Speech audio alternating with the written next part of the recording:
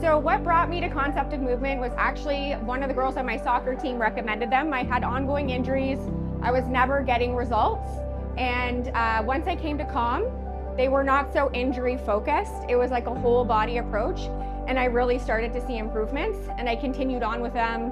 You know, I've been with them for the last decade, actually. So they've been really good in making me stronger. I love that they're proactive, and I haven't had the same kind of issues with injuries because they have been so great at educating me. And when I saw a physio, I got recommended to someone in the gym, and I could be trained in how to recover myself and learn how to do those movements where I struggled before when I was just given exercises. So I think that whole team approach of everybody being on board and being a part of your care is something that not every clinic has, and I think that it's really special at Comp.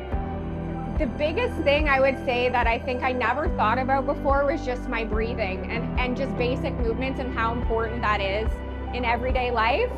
If you can't do the basics, then it's really hard to do all the other things, right? So really thinking like walking before running, they kind of bring you back to that. So I believe Concept of Movement is for everybody, whether you're old, young, athletic, not athletic.